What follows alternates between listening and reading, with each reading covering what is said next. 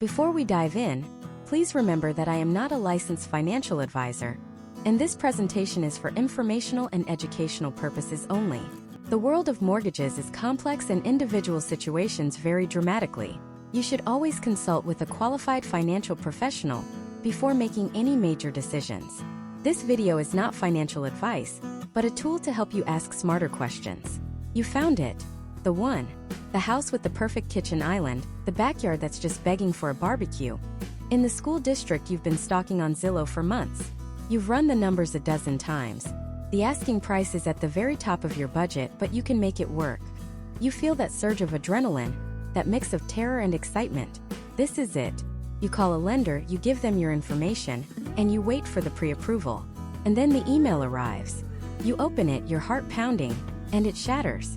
The monthly payment they quoted you isn't just a little higher. It's $1,000 more than your calculations. It's the difference between house poor and flat out impossible. What on earth just happened? What happened is the single most powerful, most misunderstood, and most emotionally manipulative number in the American economy. The mortgage rate. It's the gatekeeper to the American dream, and right now that gatekeeper is changing the locks every single day. The number you see advertised on a website, the rate your friend got 6 months ago, even the rate you were quoted last Tuesday, it's all smoke and mirrors. And that gap, the gap between the rate you think you'll get and the rate you actually get, is where fortunes are lost. It's where dreams of homeownership go to die. But it doesn't have to be that way. Over the next few minutes, we are going to pull back the curtain on the entire mortgage industry. I'm going to show you why the rate you see online is basically a fantasy. I'm going to reveal the hidden forces that actually control that number, forces that have almost nothing to do with the Federal Reserve's famous rate hikes. And most importantly, I'm going to give you a framework, a new way of thinking, that will empower you to navigate this chaotic market not as a victim, but as a savvy operator who can spot the traps, understand the language, and secure the best possible deal, potentially saving you over $100,000 in the process. This isn't just about getting a lower payment. It's about taking back control over the single biggest financial decision of your life. And let's be honest, there has never been a more confusing or more critical time to understand this. We've just lived through the most dramatic whiplash in housing history. We went from a period of free money, with rates so low it felt like a historical anomaly, to one of the fastest, most brutal rate hike cycles we have ever seen. Buyers who were pre-approved for a $600,000 house one month suddenly found they could only afford a $450,000 house the next. It's created a market paralysis, where sellers with golden handcuff mortgages at 3% refuse to sell, and buyers are staring down the barrel of 7%, feeling like they've completely missed the boat. The news is a constant barrage of conflicting headlines. Inflation is cooling. The Fed is pausing. Recession fears are looming. It's enough to make you want to give up and just rent forever. But here's the secret. Understanding mortgage rates isn't about predicting the future. It's not about having a crystal ball or a PhD in economics. It's about understanding a system that is intentionally opaque, but once you see how it works, it's actually surprisingly simple. And it all boils down to 3 core pillars. Think of it like a 3-legged stool. If you don't understand all 3 legs, the whole thing collapses. These 3 pillars are the market, the lender, and you. That's it. Every single factor that determines your final interest rate falls into one of those 3 categories. The market is the big picture, global economic weather.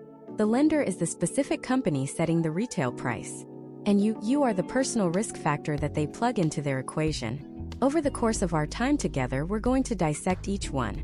And we start with the most important and most misunderstood of all, the market.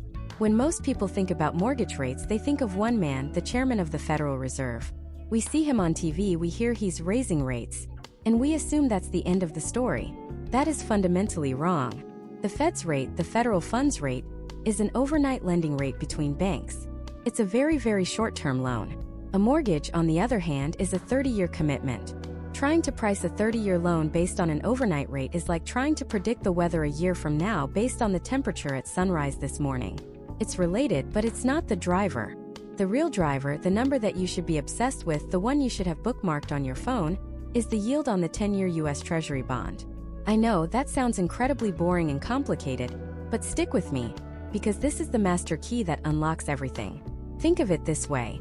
The 10-year Treasury yield is the wholesale price of money in the United States. It is the baseline risk-free interest rate for a long-term loan. Investors all over the world buy these bonds because they are backed by the full faith and credit of the US government.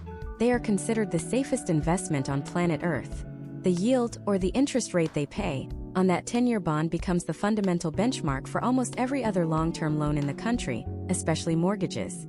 So when you see mortgage rates suddenly spike on a Wednesday morning, it's not because the Fed had a surprise meeting. It's almost always because something happened in the bond market that caused the yield on the 10-year Treasury to shoot up. Maybe a new report showed inflation was hotter than expected, scaring bond investors. Maybe a geopolitical event created uncertainty, causing a flight to safety. These global investors trading trillions of dollars in bonds every single day are the ones who are really setting the underlying cost of your mortgage. Here's how it works in practice. Lenders, the people who actually give you the mortgage, don't just invent a rate out of thin air. They look at the 10-year Treasury yield. Let's say it's at 4%. They see that as their wholesale cost. Then they add their markup on top of it. This markup is called the spread. It covers their risk, their operational costs, and their profit. Historically, that spread is about 1.75 to 2%. So, if the 10-year Treasury is at 4%, you can expect the average 30-year fixed mortgage rate to be somewhere around 5.75 to 6%. When you see the 10-year Treasury yield move on your screen, you are literally watching the foundation of your future mortgage rate move in real time. It is the tide that lifts or lowers all boats. Understanding this one relationship puts you light years ahead of the average homebuyer, who is still just blaming the federal. It allows you to understand the why behind the rate changes, to anticipate where they might be going, and to have an intelligent conversation with your lender. So, if the 10-year Treasury is the wholesale price of money, and the lenders just add their markup, that leads to a very important question. Who are these lenders? Are they all adding the same markup? Are they all getting their money from the same place and playing by the same rules? The answer is a hard, unequivocal no. And that difference, the world inside that spread, is where you can save or lose tens of thousands of dollars. It's the second pillar, and it's where the game truly gets interesting. So let's pull back the curtain on that spread. Think of the Federal Reserve as a massive wholesale farmer. They grow the money crop and set a bulk price for it. But you can't just walk up to the Fed's farm and buy a single loan for your house. You have to go to the retail market where all the different lenders have set up their stalls. Each of these stalls, the big national banks, the local credit unions, the online lenders, the mortgage brokers, they all bought their money crop from the same place, at roughly the same wholesale price. The spread is simply their markup. It's the difference between what they paid for the money and what they're selling it to you for. It's their profit, their overhead, their risk premium, all rolled into one number: your interest rate. And this is where the battlefield is. On one side of the street you have the Goliaths, the giant household name banks. You see their ads during the Super Bowl. Their names are on stadiums. They have marble floors and thousands of branches. Their advantage is brand recognition and convenience. You've probably banked with them your whole life. Feels safe, easy. But think about what it costs to keep the lights on in 1,000 branches, to pay for those Super Bowl ads, to maintain those marble floors. All of that overhead gets baked directly into their spread. They often rely on the fact that you'll choose what's familiar over what's cheapest. They're not selling the best rate. They're selling you a brand you trust and a process that feels simple. Then, across the street you have the community champions, the local banks and credit unions. They don't have a stadium named after them, but the loan officer might sponsor the local little league team. They know the area. They're part of the community fabric. Their overhead is lower, so their rates can often be more competitive than the big guys. And because they're smaller, they can sometimes be more flexible, more human in their decision-making. They're not just looking at an algorithm, they're looking at a neighbor. The trade-off? Their technology might not be as slick, and their product selection might be more limited. They're selling you a relationship. But then, tucked away in an office park or working entirely online, is the third player, and for most people this is the one that changes the game: the mortgage broker. A broker is not a lender. This is the most important distinction to understand. A mortgage broker is your personal shopper for a loan. They don't have their own money to lend you. Instead, they have relationships with dozens, sometimes hundreds of different wholesale lenders. These are lenders you've never heard of, because they don't have public-facing branches or marketing budgets. They operate behind the scenes, competing fiercely with each other on one thing and one thing only: price. When you go to a big bank, you get one quote, their quote. When you go to a credit union, you get one quote, their quote. When you go to a good mortgage broker, you fill out one application, they pull your credit one time, and they submit your file to a massive network of lenders, forcing them to compete for your business. The broker's job is to navigate this hidden marketplace and find the lender who is offering the absolute best terms for a borrower exactly like you on that specific day. And why do those terms change daily? It's not just about profit. It's about volume. It's a concept called managing the pipeline.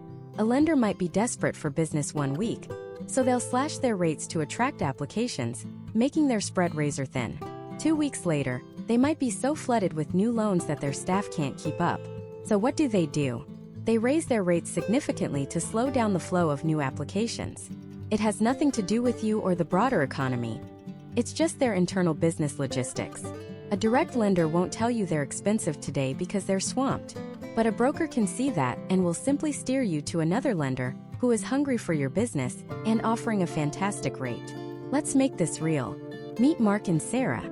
They're buying their first home for $500,000, putting 20% down, so they need a $400,000 loan. They both have good credit, solid jobs. They're a perfect prime borrower. First, they do the easy thing. They walk into Big Bank USA, where they've had their checking account since college. They feel loyal. The banker is friendly, offers them a coffee, and quotes them a 30-year fixed rate of 6.875%. Their monthly principal and interest payment would be about $2,628. They think, okay, that's the rate. But their realtor, who's seen this movie 1,000 times, urges them to get a second opinion. So they call a local mortgage broker. The broker takes their information and within a few hours, comes back with a different story. He says, look, Big Bank USA is a fine bank, but they're not competitive right now. However, there's a wholesale lender out of Michigan you've never heard of who is fighting for business this week. They're offering you 6.25%. Mark and Sarah are skeptical. 0.25%? 0.5%? How big of a difference can that really make? Let's do the math. At the big bank's 6.875%, their payment is $2,628 a month. At the broker's 6.25%, their payment is $2,462 a month. That's a difference of $166 every single month. That's a car payment, a utility bill, a significant chunk of their grocery budget. Every month. For 30 years. That's $2,000 a year right back in their pocket. But the real shock comes when you look at the total cost over the life of the loan. Over 30 years at the big bank's rate, Mark and Sarah would pay over $546,000 in interest alone. At the lower rate, they would pay about $486,000 in interest. That is a $60,000 difference. $60,000. That is a brand new luxury car. It's a college fund for a future child. It's a life-changing amount of money, and the only difference was making one extra phone call. The only difference was understanding that the first quote you get is almost never the best quote. It's simply the starting point of the negotiation. They didn't have to change their job, their credit, or their down payment. They just had to change where they shopped. They had to understand the power of the spread. This is the second pillar. It's not just about what the Federal Reserve is doing. It's about the individual business decisions of every single lender in the country. And knowing how to make them compete against each other is the single biggest strategy you can employ to save an astronomical amount of money. But here's the thing. You can have the best broker in the world fighting for you, finding that hungry lender with a razor-thin spread. But none of it matters if the third pillar isn't rock solid. Because that third pillar isn't about the market, and it isn't about the banks. It's the one you have the most direct control over. It's you. Your credit, your income, your debt, your story. And how you prepare and present that story to a lender can be the difference between a lightning-fast approval and a soul-crushing denial. So let's pull back the curtain on that story. When a lender looks at your file, they're not just seeing numbers on a page. They're reading a narrative of your financial life. They're trying to answer one fundamental question. Are you a good bet? Are you likely to pay back hundreds of thousands of dollars on time every month for the next 30 years? Your entire application is an argument to convince them the answer is a resounding yes. And that argument is built on three massive pillars. Get these right, and the rate becomes a secondary concern. Get them wrong, and the best rate in the world is completely out of reach. The first and most famous pillar is your credit score. We hear about it all the time, but most people misunderstand what it truly represents. A credit score isn't just a number. It's a grade. It's your financial GPA. It tells a lender at a glance how responsible you've been with other people's money in the past. Think of it as a trust score. A high score screams, "I have a long history of borrowing money and paying it back exactly as I promised." A low score whispers, "Be careful with me. I've had some trouble in the past." Lenders are, by nature, incredibly cautious. They're not gambling, so they rely heavily on this grade. But what makes up that grade? It's not a mystery. The FICO model, which is used in over 90% of lending decisions, is based on 5 key factors, and understanding them is like getting the answers to the test before you walk into the classroom. The most important factor, the heavyweight champion of your credit score, making up a massive 35% of the total, is your payment history. This is simple. Do you pay your bills on time? Every single one?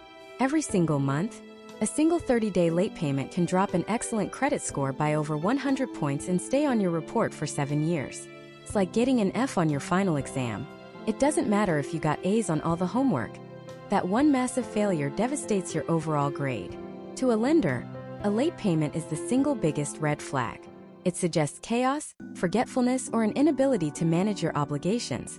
All terrifying traits in someone you're about to lend a fortune to. The second most important factor at 30% is something called amounts owed. But a better name for it is credit utilization. This is the silent killer of credit scores, and it trips up so many people. It's not about how much debt you have in total. It's about how much of your available credit you are using. Imagine you have a credit card with a $10,000 limit. If you have a $9,000 balance on it, you are using 90% of your available credit.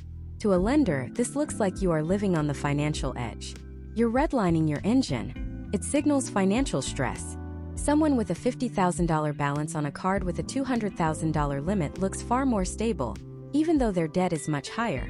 The magic number is to keep your utilization below 30% on each card, and ideally below 10%. Paying down your credit card balances is the fastest way to dramatically boost your score before you apply for a loan. Next up, at 15%, is the length of your credit history. Lenders are like financial historians. They love a long, boring story.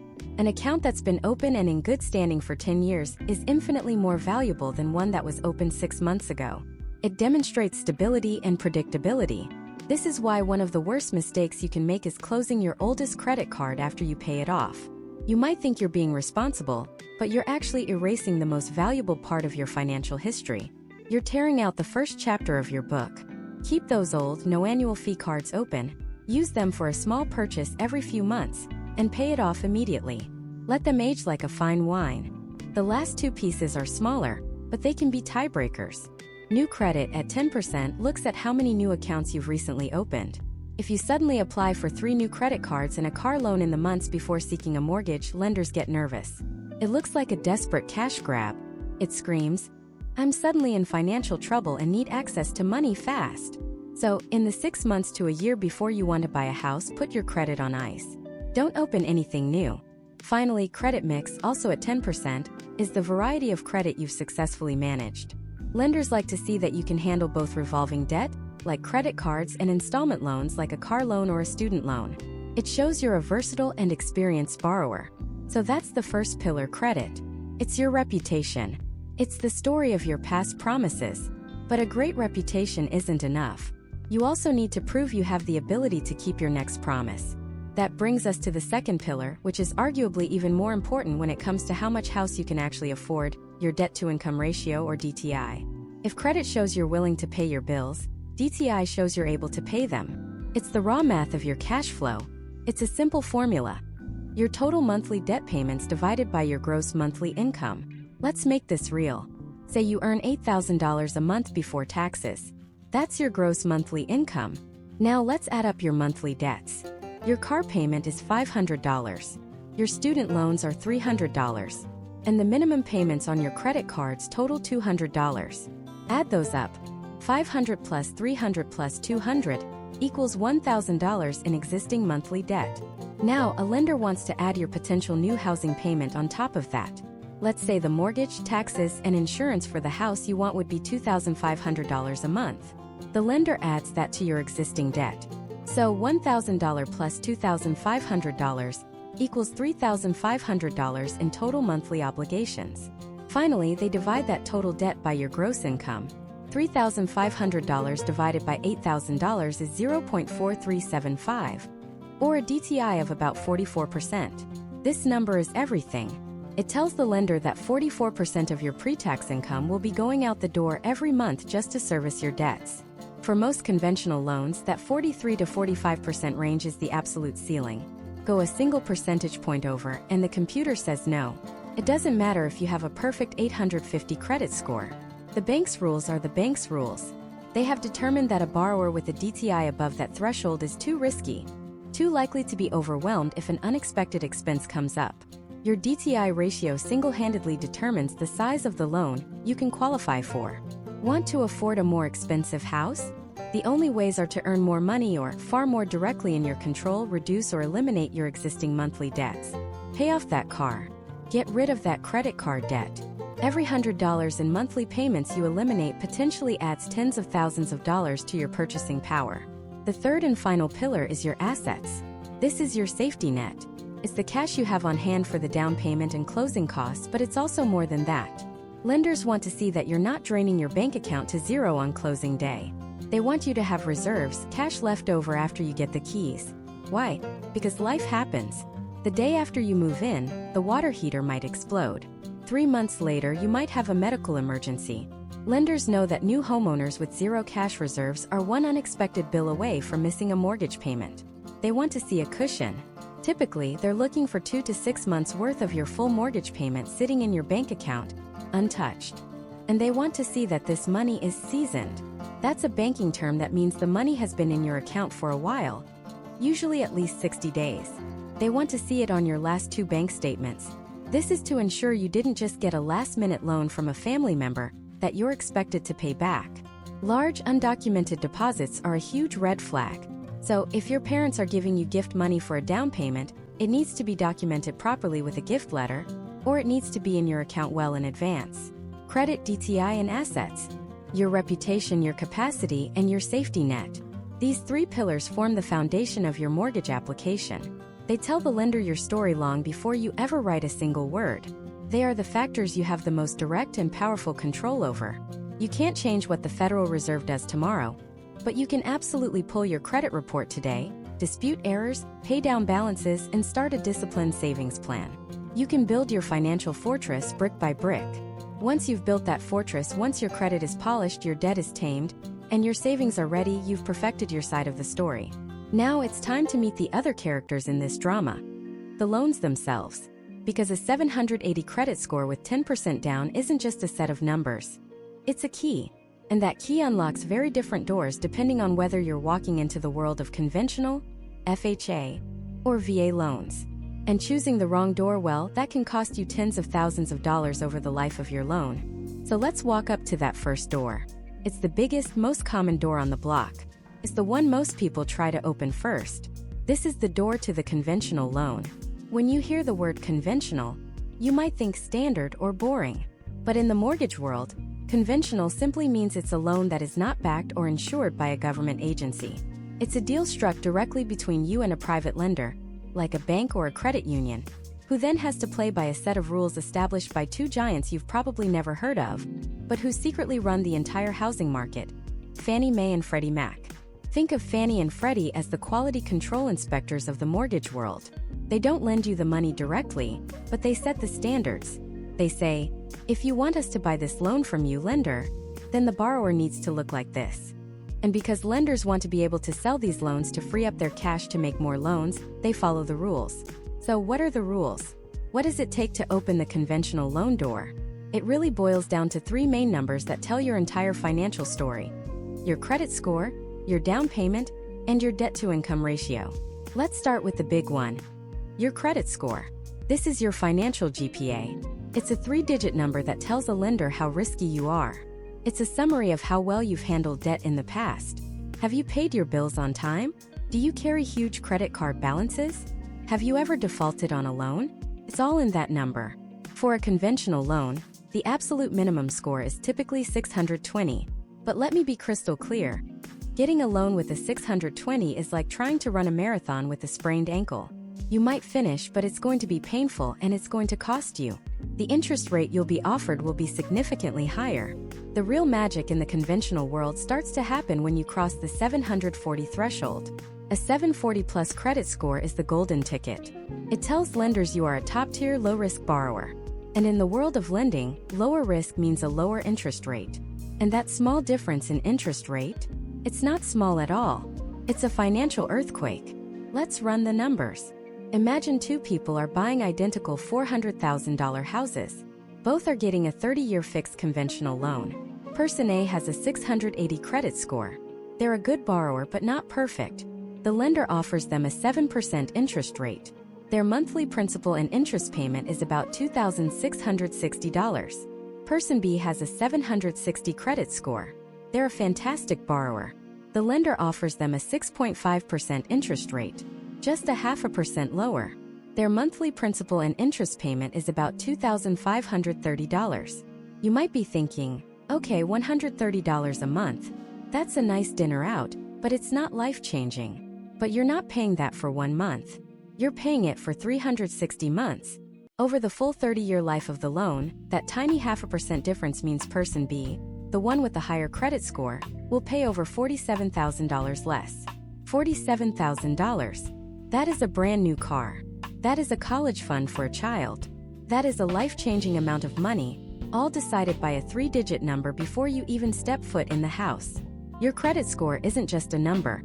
It's a discount coupon on the biggest purchase of your life. Okay, so that's the first hurdle.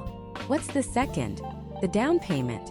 There is a persistent myth in American culture that you must have 20% to put down on a house to get a conventional loan. This is one of the most damaging misconceptions in real estate, and it has kept countless qualified people renting for years longer than they needed to. Let me say it again. You do not need a 20% down payment for a conventional loan. For first-time homebuyers, there are conventional loan programs that allow for as little as 3% down. For repeat buyers, 5% is very common. So on that same $400,000 house, a 3% down payment is just $12,000. That is a world away from the $80,000 that the 20% myth would have you believe you need. But, and this is a very important but, there is a catch. If you don't put 20% down, the lender sees you as a slightly higher risk. You have less skin in the game. To protect themselves against that risk, they will require you to pay something called PMI, or private mortgage insurance. PMI is not insurance for you. It does not protect you if you lose your job. It is an insurance policy that you pay for, that protects the lender in case you default on your loan. It's the price of admission for a low down payment conventional loan. PMI is typically calculated as a percentage of your loan amount, and it's added to your monthly mortgage payment. It can range from about 0.5% to 1% of the loan amount per year. So on that $400,000 house with 5% down, your loan is $380,000. Your PMI could be an extra $150 to $300 per month, tacked right on top of your principal, interest, taxes, and homeowner's insurance. Feels like a penalty, but here's the good news about PMI on a conventional loan. It's not permanent. Once your loan balance drops to 78% of the original purchase price of your home, either through you making payments or the home's value increasing, the lender is legally required to automatically terminate your PMI. You can also request to have it removed once you reach 80% loan-to-value. This is a massive advantage. You pay the PMI for a few years, build up equity, and then one day, poof, it's gone and your monthly payment drops. Finally, we have the third key, your debt-to-income ratio, or DTI. This one is simple. The lender looks at all your monthly debt payments, your car loan, student loans, credit card minimums, and your new potential mortgage payment, and they add it all up. Then they divide that total by your gross monthly income before taxes. The result is your DTI ratio. It's a percentage that shows how much of your monthly income is already spoken for by debt. Imagine your monthly income is a bucket. Your debts are the water you pour into it. Lenders want to see that your bucket isn't already overflowing before they add the massive weight of a mortgage to it. For a conventional loan, lenders generally want to see a DTI of 43% or less. That means no more than 43 cents of every dollar you earn should be going toward debt payments. In some cases, with strong compensating factors like a high credit score or a large down payment, some automated underwriting systems might approve a DTI as high as 50%. But 43% is the standard target. So, to recap the conventional door, you need a decent credit score, ideally 740 or higher, to get the best rates. You need a down payment, but it can be as low as 3%. And you need a manageable amount of existing debt, keeping your DTI under 43%. If you can check those 3 boxes, the conventional loan is almost always your best and cheapest option. It offers great rates, the ability to get rid of PMI, and a lot of flexibility. But there's one more layer. Conventional loans themselves are split into 2 categories: conforming and jumbo. A conforming loan is one that conforms to the size limits set by Fannie Mae and Freddie Mac. In most of the U.S. for 2023, that limit is $726,200.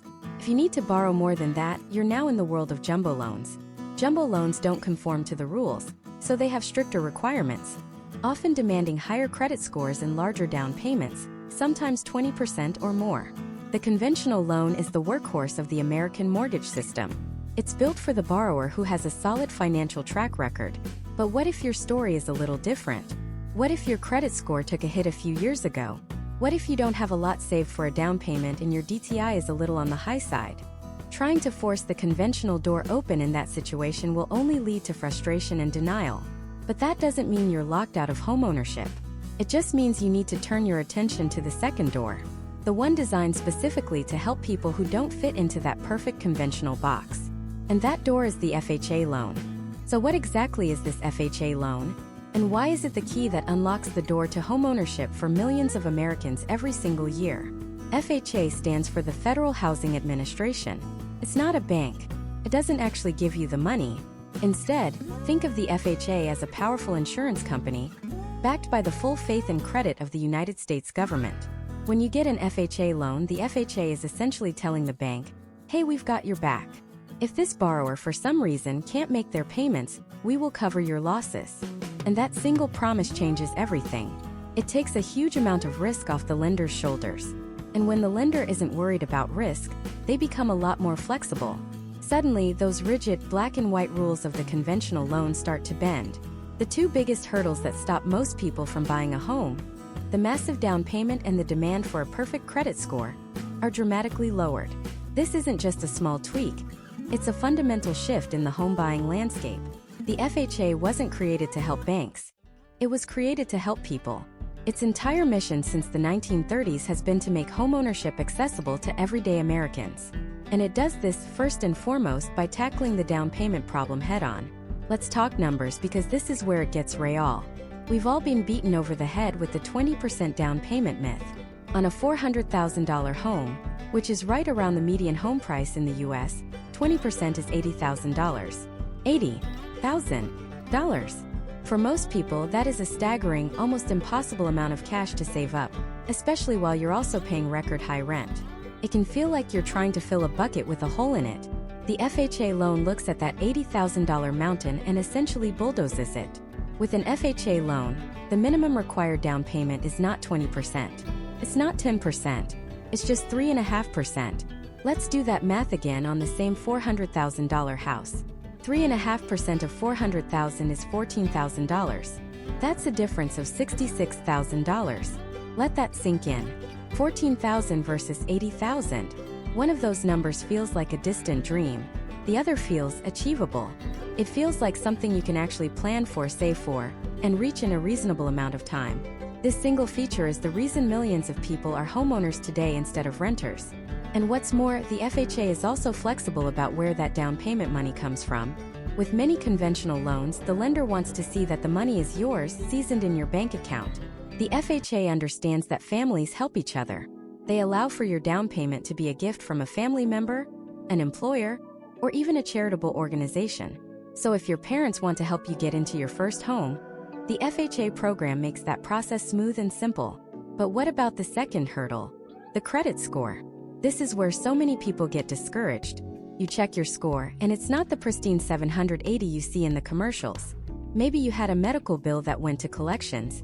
Maybe you were late on a credit card payment a couple of years ago during a tough time. Maybe your student loans have just weighed down your credit history. With a conventional loan, a score below 700 can make things very difficult, and a score below 640 can be an automatic no. The FHA program operates in a different reality. Because the loan is government insured, the lender can be much more forgiving. To qualify for that amazing 3.5% down payment, The FHA only requires a minimum credit score of 580. And for the record, a 580 credit score is considered fair credit, a universe away from the excellent credit that conventional loans often demand. This opens the door for people who are financially responsible. They pay their rent on time, they manage their budget, but whose credit history has a few bumps and bruises. The FHA believes that a past mistake shouldn't permanently disqualify you from the American dream of owning a home. So, lower down payment, more flexible credit requirements. This sounds too good to be true, right? There has to be a catch. And you're right, there is a catch. It's not a secret, and it's incredibly important to understand. The catch is called mortgage insurance premium, or MIP. Remember how the FHA insures the loan for the lender? Well, that insurance isn't free. You, the borrower, have to pay for it. And you pay for it in two ways. First, there's an upfront mortgage insurance premium. This is a one-time fee, equal to 1.75% of your total loan amount. Now, you don't usually have to bring that cash to the closing table. In most cases, it's simply rolled into your total mortgage balance, so you pay it off over the life of the loan. The second part, and the one you'll feel every month, is the annual mortgage insurance premium. Despite its name, it's paid monthly as part of your total mortgage payment. This amount varies depending on your loan amount, your down payment, and your loan term, but it typically adds a couple $100s to your monthly payment. And here is the single most important thing you need to know about FHA MIP. For most borrowers today who put down less than 10%, it lasts for the entire life of the loan. It does not automatically fall off once you reach 20% equity, the way private mortgage insurance, or PMI, does on a conventional loan.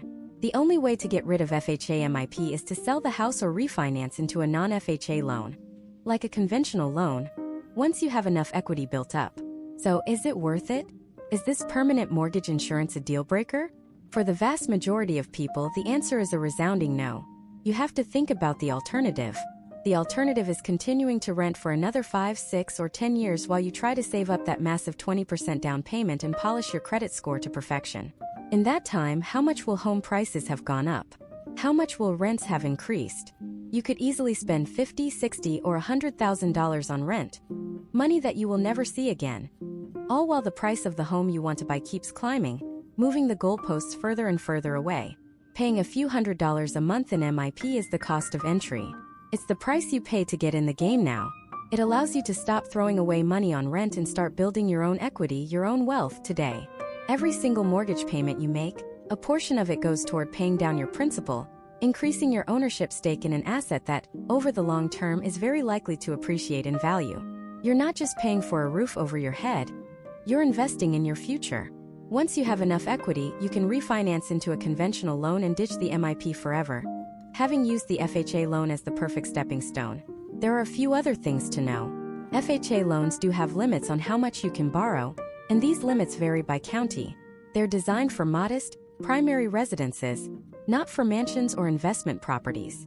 The property also has to meet certain minimum health and safety standards, which is actually a good thing. It protects you from buying a home with serious, undisclosed issues. The FHA loan isn't a handout. You still have to prove you have a stable income and can afford the monthly payments. But it is, without a doubt, the most powerful tool available for first-time homebuyers or anyone who doesn't fit into the perfect cookie-cutter mold that conventional lenders prefer. It's a lifeline that has pulled millions of Americans into homeownership. It's a fantastic option for so many, but it's not the only one. There's another government-backed program out there, one that takes the benefits of the FHA loan and cranks them up to an even higher level. A program that offers an unbelievable 0% down payment. This loan isn't for everyone. It's reserved for a very specific group of Americans, a group that has earned a benefit unlike any other through their service and sacrifice to our country. I'm talking about the VA loan. This isn't just another government program. It's a promise written into law. A promise that says if you serve this country will help you own a piece of it. The VA loan, guaranteed by the U.S. Department of Veterans Affairs, is arguably the most powerful mortgage product on the planet, and it tackles the single biggest hurdle for homebuyers head-on: the down payment. Think about it. In today's market, buying a $400,000 home, a pretty standard price in many parts of the country, is a monumental task. With a conventional loan, you'd be pushed to save up 20%, which is $80,000, just to avoid extra fees. Even with a lower down payment option like an FHA loan, you still need to come up with 3.5%. That's $14,000.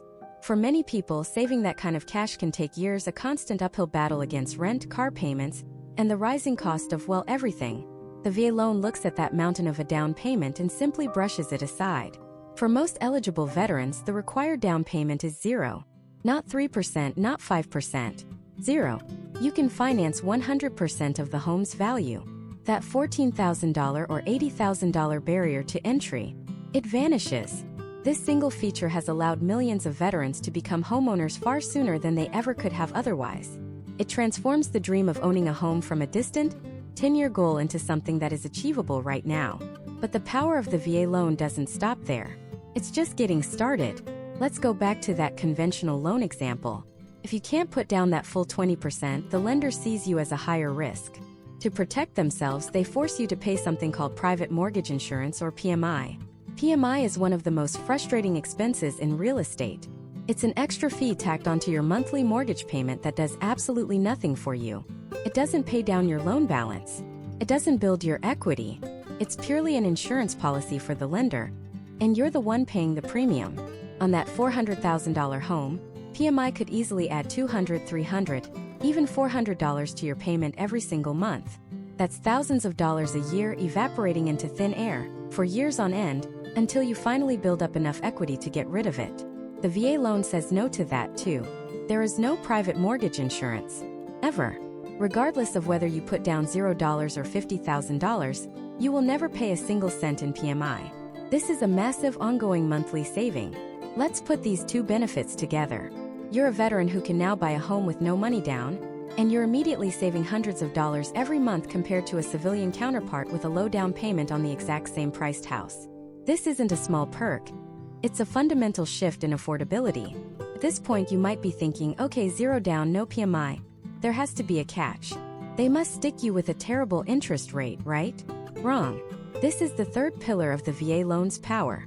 Because these loans are guaranteed by the government, lenders view them as extremely low risk. If a borrower defaults, the VA steps in to cover a portion of the lender's loss. This security means lenders are not only willing to offer the zero down option, but they also tend to offer some of the most competitive interest rates on the market.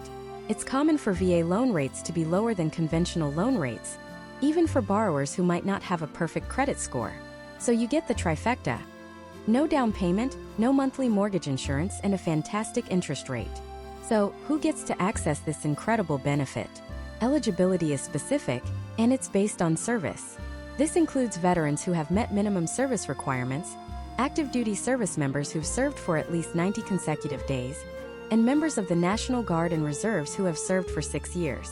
Importantly, it also extends to the surviving spouses of service members who lost their lives in the line of duty or as a result of a service-related disability. The first step is to get a Certificate of Eligibility, or COE, from the VA, which is a straightforward document that a good lender can help you obtain in minutes. Now, for the sake of full transparency, it's important to talk about the one cost associated with a VA loan that other loans don't have: the VA funding fee. This is a one-time fee paid to the VA to help keep the program running for future generations of service members, with no burden on taxpayers. The fee is a percentage of the loan amount and varies depending on your service, your down payment amount, and whether it's your first time using the benefit. For a first-time user with zero down, it's typically 2.3% of the loan. But here's the key part. You don't have to pay this out of pocket. Almost everyone chooses to roll it right into their total mortgage amount, so it's paid off over the life of the loan. And crucially, some veterans are completely exempt from this fee, most notably veterans receiving VA disability compensation. Over the years, a few myths have popped up around VA loans that need to be cleared up. The first is that you can only use it once. This is completely false. The VA loan is a lifetime benefit. You can use it, sell your home, and then use it again to buy another. You can even have more than one VA loan at a time in certain situations. It's a benefit you earn that you can reuse throughout your life. The second myth is that sellers are afraid of VA offers and won't accept them. This stems from outdated ideas about the VA's appraisal and inspection process being overly strict and slow. In reality, the modern VA appraisal process is designed to protect the veteran. It ensures the home is safe, sound, and priced fairly. A good real estate agent who understands the program knows how to communicate this to sellers. And in the hands of an experienced lender, A VA loan can close just as quickly and smoothly as any other loan type. This brings us back to today's mortgage rates. In a market where higher rates are squeezing everyone's budget, the structural advantages of the VA loan become even more pronounced. While everyone else is fighting to scrape together a down payment and factoring in the punishing cost of PMI, an eligible veteran can sidestep those challenges entirely. The monthly savings from having no PMI can help offset the impact of a higher interest rate, making a monthly payment more manageable and keeping the door to homeownership wide open when it might be closing for others. It is a powerful financial tool, a thank you for service, and a pathway to the American dream. But what if you're not a veteran? What if your dream home isn't in a bustling suburb but out in the quiet of the countryside? Is there a path to a zero down payment home for you too? The answer might surprise you. There's another government-backed loan, a hidden gem that most people have never even heard of, designed specifically for Americans in rural and suburban communities. It offers some of the same jaw-dropping benefits as the VA loan, but for a completely different audience. It's called the USDA loan. And if the VA loan is the well-deserved benefit for our military heroes, the USDA loan is the unsung hero for everyday Americans. It's a program backed by the United States Department of Agriculture. And right now you're probably thinking, the Department of Agriculture? What do they have to do with home loans? I'm not a farmer. And that is the single biggest misconception that keeps millions of people from even considering what might be the most powerful mortgage product available to them. The USDA's mission isn't just about crops and livestock. It's about the prosperity and development of American communities. They want to encourage people to build lives and put down roots in the less densely populated parts of our country, strengthening the economies of small towns and suburban areas. And their primary tool for doing that is the USDA Rural Development Guaranteed Housing Loan. The name is a mouthful, but its benefits are breathtakingly simple. Let's start with the headline, the one that changes everything for so many families: 100% financing. That means zero down payment. Not 3.5% like an FHA loan. Not 3 or 5% like some conventional loans. Zero. Zilch. Nada. For the vast majority of aspiring homeowners, the single biggest obstacle, the mountain that feels impossible to climb, is saving up that initial lump sum for a down payment. It can take years, even a decade, of disciplined saving, all while juggling rent, car payments, and the rising cost of living. The USDA loan looks at that mountain and simply removes it from the path. This means your savings can stay right where they are, serving as your emergency fund, or used for moving expenses, new furniture, or whatever else you need to start your new life in your new home. It is, without a doubt, a financial game changer. But the benefits don't stop there. Because these loans are guaranteed by the government, lenders view them as a very low-risk investment. And what happens when risk goes down? Interest rates go down. USDA loans often feature some of the most competitive interest rates on the market, frequently lower than what you might be quoted for a conventional loan. So now, you're not only getting into a home with no money out of pocket, but your monthly payment is also likely to be lower for the entire life of the loan. It's an incredible one-two punch for affordability. Okay, you're thinking, this sounds too good to be true. What about mortgage insurance? I know with FHA, if you put down less than 10%, that mortgage insurance is there for the life of the loan. And you are absolutely right to be skeptical. This is where we need to look closer. USDA loans do have a form of mortgage insurance, but they call it a guarantee fee. It works a little differently, and almost always in your favor. There are two parts. First, there's an upfront guarantee fee, which is typically 1% of the loan amount. Now, before you panic and think, I thought you said no out-of-pocket costs, here's the magic. This fee can be rolled directly into your loan amount. You don't have to write a check for it at closing. Second, there's an annual fee, which is paid monthly as part of your mortgage payment. And this is the crucial part. The USDA's annual fee is currently just 0.35% of the loan balance. Let's compare that. The FHA's annual mortgage insurance premium, or MIP, for most borrowers is 0.55%. That might not sound like a huge difference, but let's run the numbers on a $300,000 home. With the FHA loan, you'd be paying about $137 a month in mortgage insurance. With the USDA loan, you'd be paying just $87 a month. That's $50 back in your pocket every single month. That's $600 a year. Over the first 5 years of your loan, that's $3,000 in savings, all on top of the zero down payment and the lower interest rate. When you add it all up, the financial advantages of a USDA loan can be staggering. So what's the catch? Who is this incredible program actually for? There are two main eligibility requirements you have to meet, and this is where you need to pay very close attention. The first is location. The property you buy must be in a USDA-eligible rural area. And this is where that second huge misconception comes in. The USDA's definition of rural is incredibly broad and generous. It doesn't just mean a farmhouse surrounded by cornfields. It includes thousands of small towns, suburbs, and communities on the outskirts of major metropolitan areas. You would be absolutely shocked to find out which areas qualify. We're talking about charming towns with populations up to 35,000 people.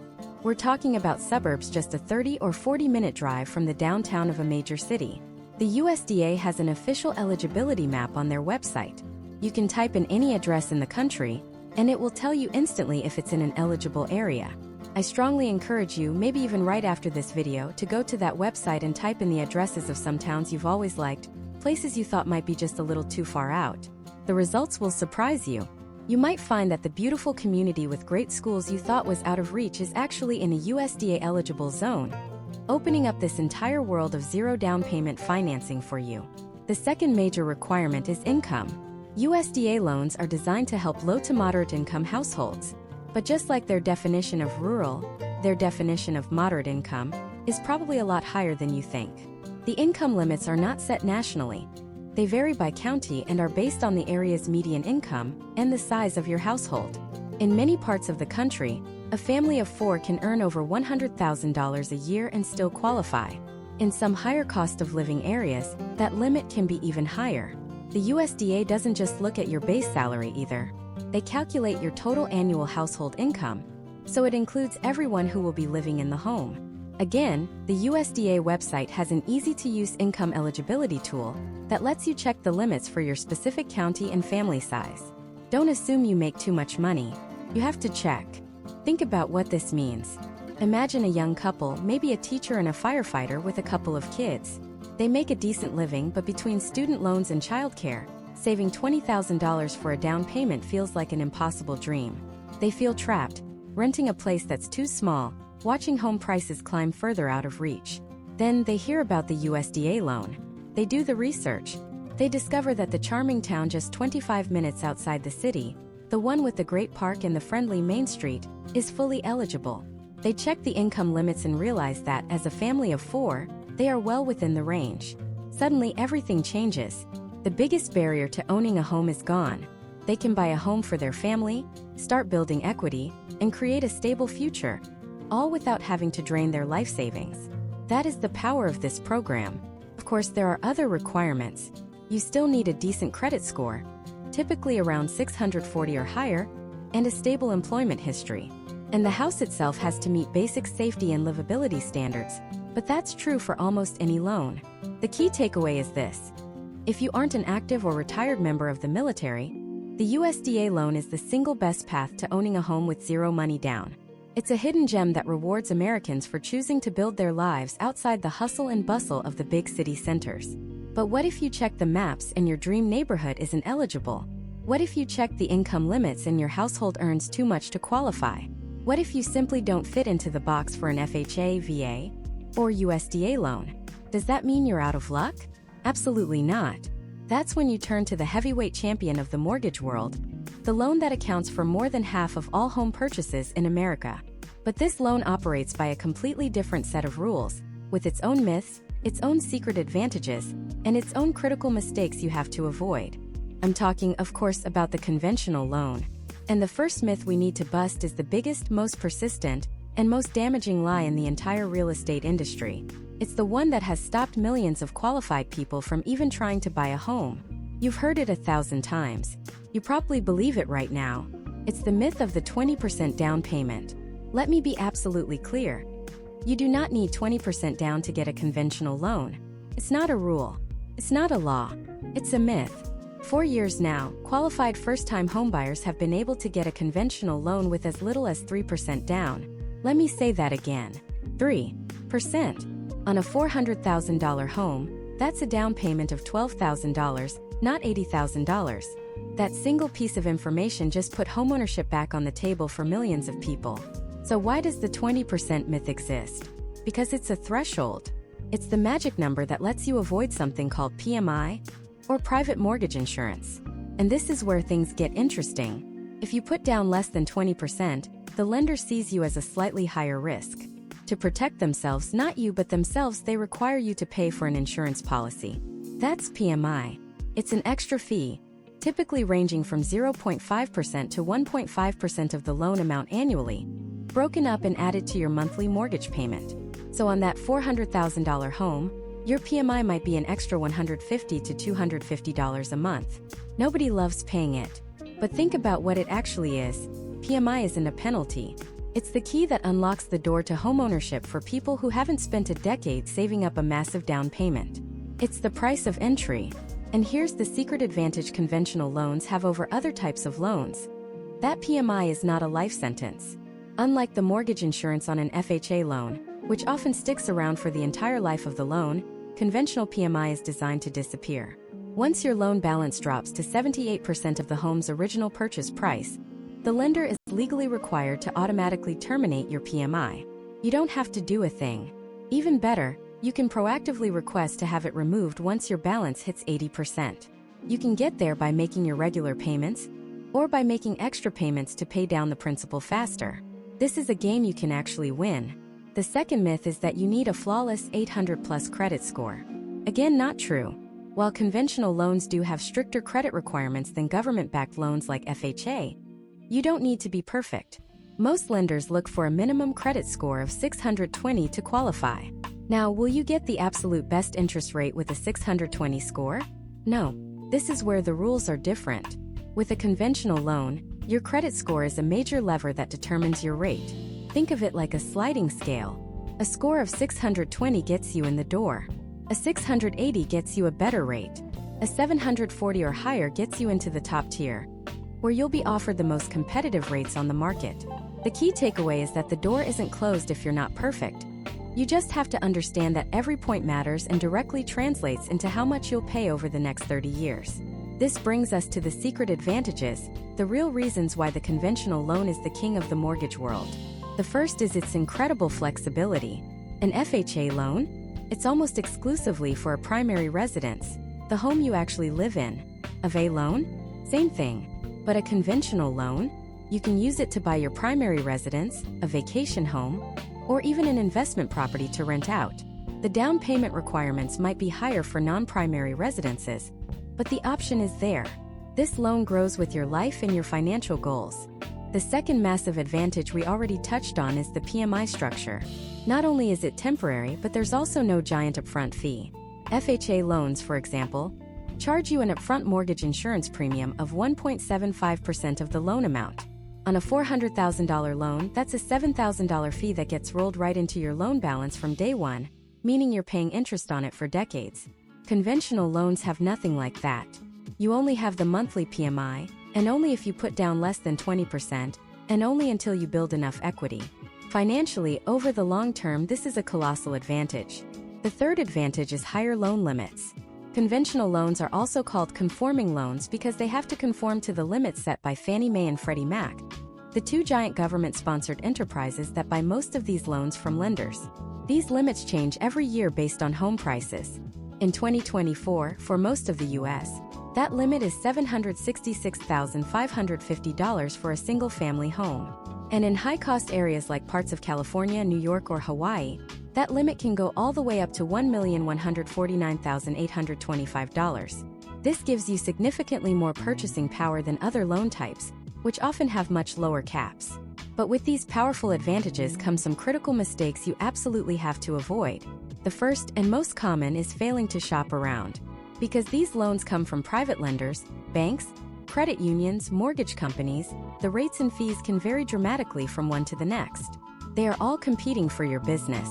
Lender A might offer you a 6.8% interest rate, while Lender B, looking at the exact same financial profile, offers you 6.5%. That small difference could save you tens of thousands of dollars over the life of the loan. Getting just one quote for a conventional loan is like walking into the first car dealership you see and paying whatever price is on the sticker. It's financial malpractice. You must get at least 3 quotes to ensure you're not leaving a fortune on the table.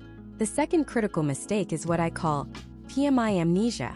People get so excited about buying the house that they forget to make a plan to get rid of their PMI. They just accept it as another bill and keep paying it for years longer than they need to. Remember, there's another way to get rid of PMI besides just paying down your loan. If your home's value has gone up significantly since you bought it, which happens often in appreciating markets, you can pay for a new appraisal. If that new appraisal shows that your loan balance is now less than 80% of the home's new, higher value, you can petition your lender to drop the PMI. For example, you bought a house for $400,000 with 5% down, so you have a $380,000 loan. A few years later, your neighborhood is booming and your home is now worth $500,000. Your loan balance is now less than 80% of that new value. A $400 appraisal could save you thousands a year. You have to be proactive. And the final, most counterintuitive mistake is draining every last penny to hit that 20% down payment. People become so obsessed with avoiding PMI that they liquidate their retirement accounts, sell all their stocks, and empty their emergency funds just to scrape together 20% at the closing table. This is a catastrophic error. Lenders don't just look at your down payment. They look at your reserves, the money you have left over after closing. They want to see that you have a cushion, typically enough to cover a few months of mortgage payments. Why? Because life happens. The water heater breaks. The roof leaks. You lose your job. If you have zero cash reserves, you are one minor emergency away from defaulting on your loan. It is often far smarter to make a smaller down payment, say 10 or 15%, pay the PMI for a few years, and keep a healthy emergency fund in the bank. That cash reserve provides security. PMI is just a fee. Don't ever sacrifice your financial security to avoid a fee. Understanding that one principle is the difference between a savvy homeowner and a stressed-out one. Now, armed with this knowledge of the most popular loan in America, there's another, often overlooked loan program that is tailor-made for those who serve, or have served, our country. And that program is one of the most powerful, yet misunderstood, benefits available: the VA loan. Guaranteed by the U.S. Department of Veterans Affairs, this isn't a handout. It's a hand-up, a benefit earned through sacrifice and service. For millions of eligible active duty service members, veterans, and surviving spouses, it represents the single most effective path to homeownership in America. And in a market defined by today's mortgage rates, its advantages are more pronounced than ever. The headline feature, the one that stops everyone in their tracks, is this: zero down payment. Let that sink in. While your friends are pinching pennies for years, trying to scrape together 10 or even 20% of a home's value, the VA loan allows you to finance 100% of the purchase price. Think about what that really means. On a $400,000 home, a conventional 20% down payment is $80,000. That's a monumental sum of money for anyone to save, especially for a young service member or a veteran transitioning to civilian life. The VA loan effectively says, you've already made your down payment through your service to this country. Welcome home. This single feature doesn't just lower the barrier to entry, it obliterates it. It accelerates the timeline to building personal wealth and stability by years, sometimes even a decade. But the zero down payment is just the opening act. The second, and arguably just as powerful benefit, is the complete absence of private mortgage insurance, or PMI. As we discussed, on a conventional loan, if you put down less than 20%, the lender forces you to pay for an insurance policy that protects them, not you. It's a penalty for not having a huge chunk of cash. This can add hundreds of dollars to your monthly payment. Let's run the numbers again on that $400,000 house. With a low down payment, PMI could easily cost you $250 a month. That's $3,000 a year. Over 5 years, that's $15,000 that simply vanishes into thin air, with zero benefit to you. The VA loan eliminates this. That $250 a month goes directly back into your pocket. You can use it to pay down your principal faster, invest, or just handle the rising costs of daily life. In a high interest rate environment, eliminating PMI is like getting a massive, permanent discount on your monthly housing cost. So you have no down payment and no PMI. What about the rate itself? Because the VA guarantees a portion of the loan for the lender, it significantly reduces their risk. And less risk for the lender almost always translates into a better interest rate for the borrower. It's not uncommon for VA loan rates to be a quarter point, a half point, or sometimes even more, below the rates for conventional loans.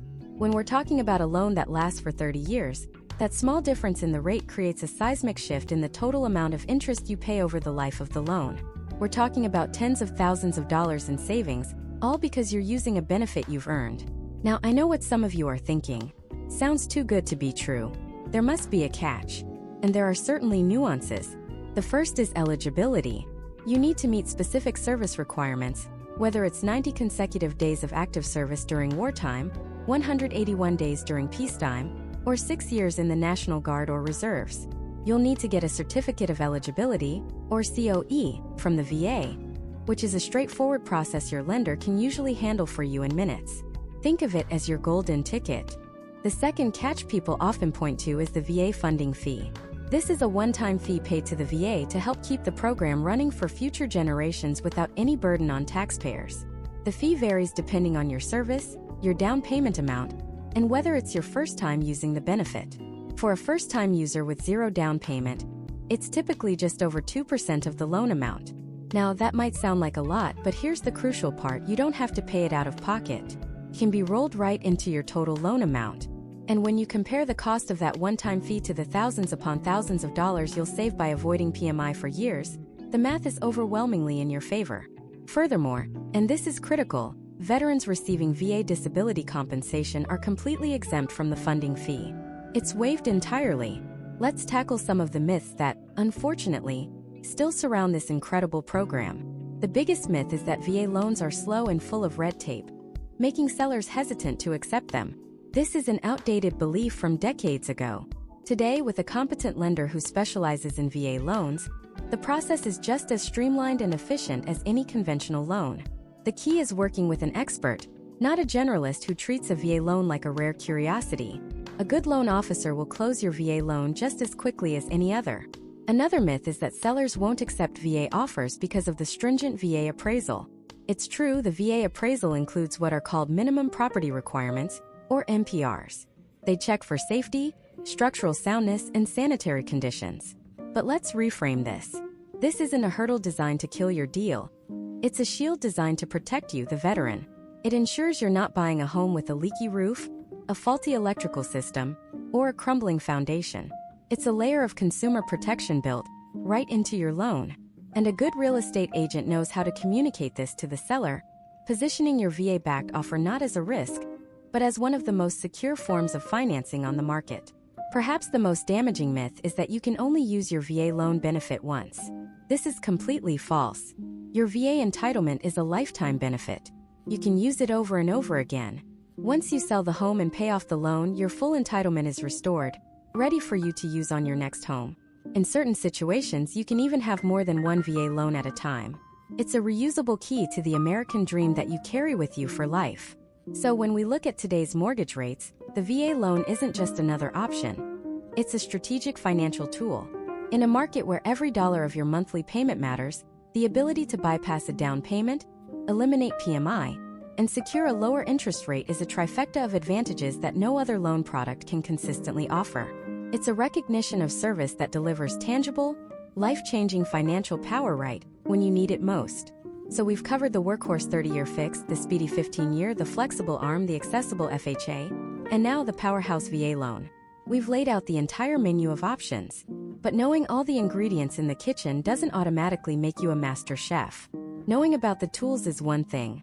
Knowing how to choose the right one for your specific financial DNA, in this specific ever-changing market, that's the final crucial piece of the puzzle. It's the step that separates theory from reality, the bridge between knowledge and wealth.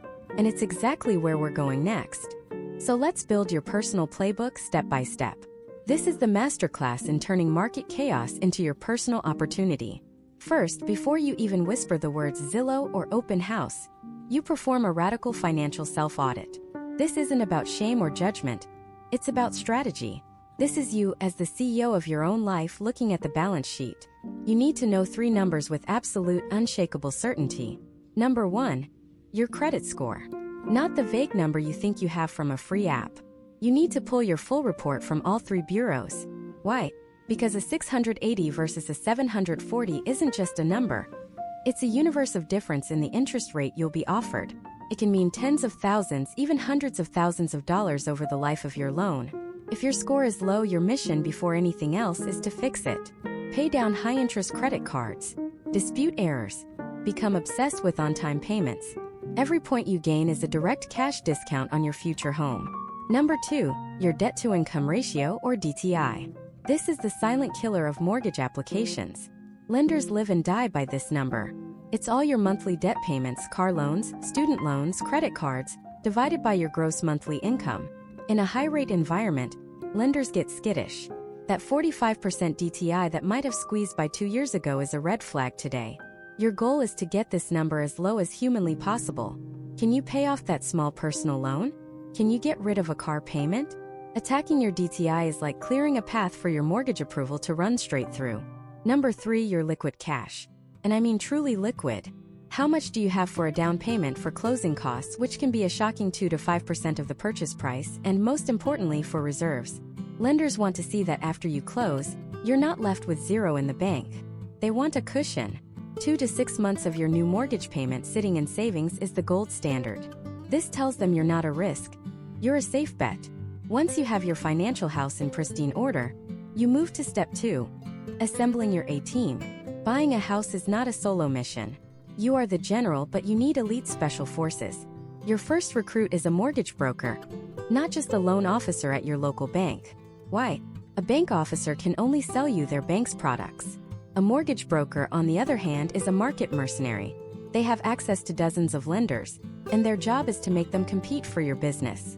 They find the niche products, the special programs, the best possible rates you would never find on your own. They are your financial secret weapon. Your second recruit is a hyperlocal, full-time, killer real estate agent. Not your cousin who just got their license. You need an agent who lives, breathes, and bleeds the specific neighborhoods you're targeting. They know which homes are about to be listed. They know which sellers are desperate.